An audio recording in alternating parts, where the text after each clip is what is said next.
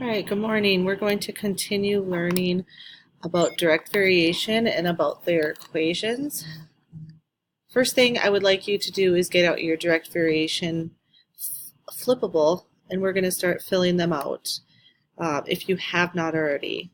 So the y, also known as the output, and it stays the y. I'm going to skip over here to the x. That's going to be the input. Input. So you're going to put in the x and you're going to get out the y. And it stays the x. The m is also known as the slope. I want you to write that it's also the constant ratio.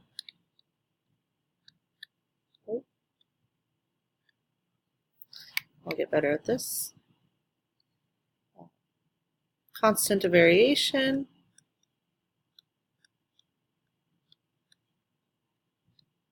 And constant of proportionality.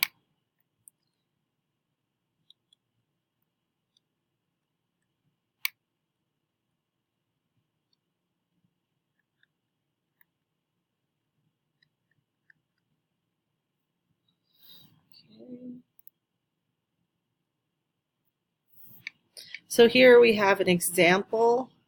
Remember, we have this point right here of, I go over to 4 and up to 1. So 4, 1 is my point here. I see that it does go through the origin of 0, 0. So I'm going to take from this point and I'm going to do y divided by x. So 1 divided by 4, that is going to be my slope. So when writing my equation for direct variation, it's going to be y equals, and then what's my m? It's 1/4 x. That means with this equation, any x I put into this equation, I'm going to multiply it by 1/4 and I'll get out my y. So once we know how to do that, we're going to be able to figure out what y is when x is a different number. So we are first going to write an equation for direct variation, and then we're going to find each value for y. So first thing we have to do is we have to figure out what m is. So m is going to be y divided by x. So we're going to replace using this first part of the information. -4 is your y and 10 is your x. So I'm going to reduce it down, cut both in half, -2 over 5. That is my m. So my direct variation equation is y equals -2/5 x. Okay, that's my first part of my answer. But then they are asking me to find y when x is 2. So I'm going to take this equation and I'm going to replace the x with 2. So when they're right next to each other, that means multiply. So 2. If I have fractions, I like to change both of them to fractions. Okay, so -2 times 2, so that gets me -4 on top and 5 on the bottom. So my y would be -4/5.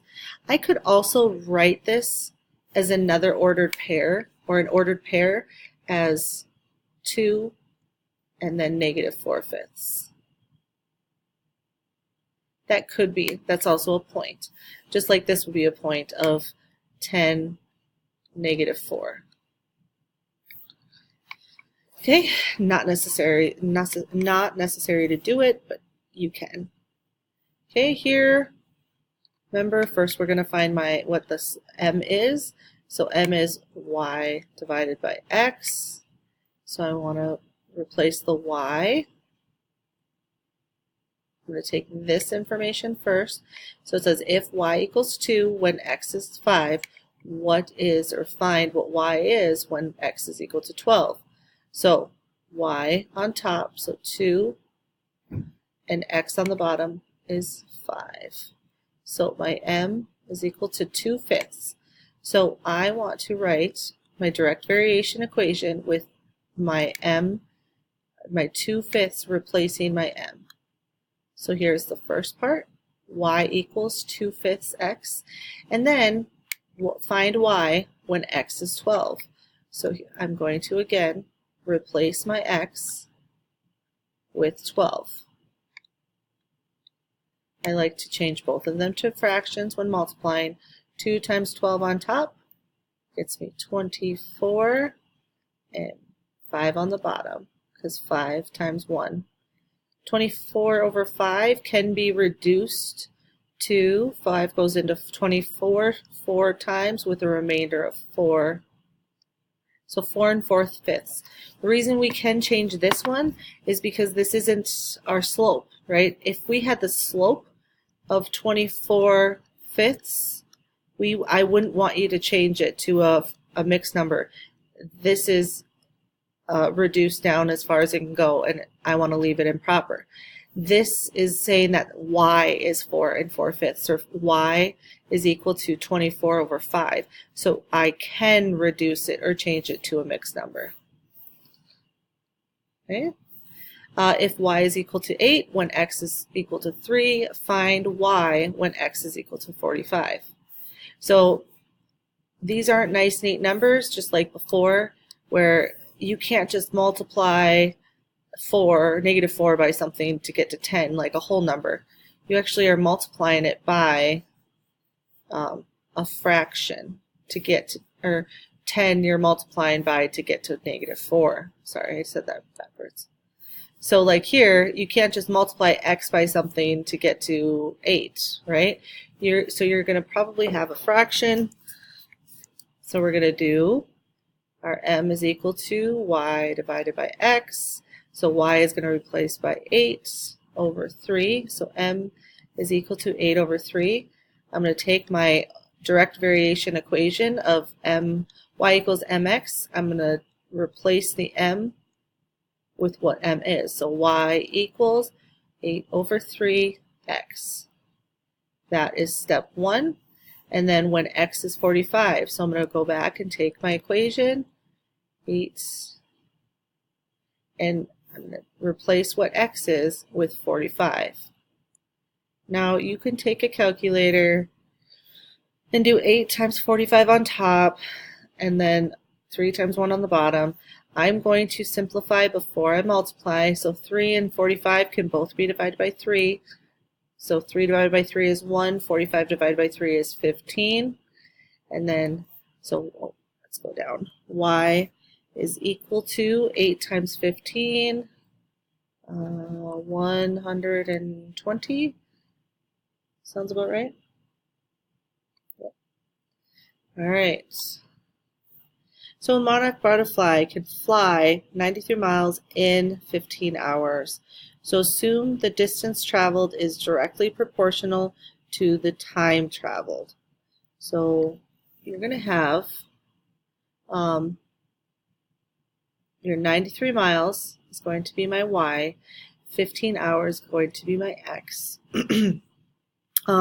If the distance, like here, we said distance was y, so distance is y, travels is directly proportional to the time traveled, so that would be again x. Write and solve a direct variation equation to find how far, so we're looking for how far the monarch butterfly will travel in 24 hours. So first, just looking at it sensibly, 15 hours, it went 93 miles. So in 24 hours, is my number going to be bigger than 93? Yes. So if you get to the end and your answer is smaller, you might have made a mistake.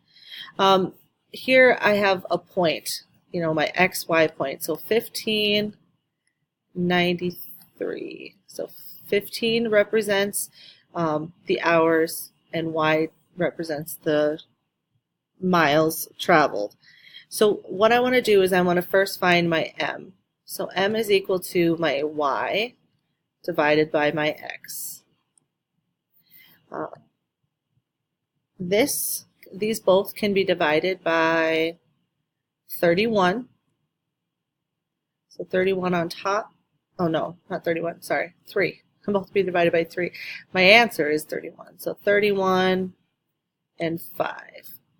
So my m is equal to 31 over 5. Again, it is my slope, so I'm going to leave it as a fraction. So my direct variation equation is 31 over 5 times x.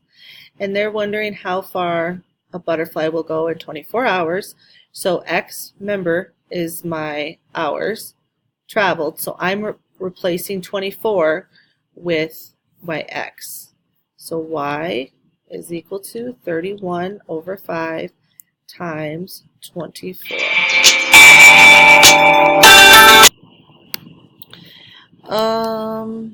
Okay, sorry about that. So when I multiply 31 over 5 times 24, I am going to get, I'm going to do 5 and 24 can't be reduced down, so I'm just going to do 31 over times 24.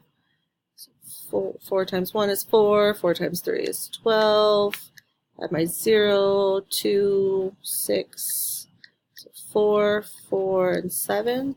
So my number is 7, 4, 4 over 5. And then 5, I do want to figure out how many miles. And I do want to change this to a mixed number. So 5 goes into 74. So 7 goes in there once. So 5, 2, 4. 5 goes into 24 4 times. And then the remainder, subtract, I get 4. 5 goes into 44 8 times. And then 0, so point, is it 0.5? 0.8, oh yeah, 0.8, sorry. So 148.8 miles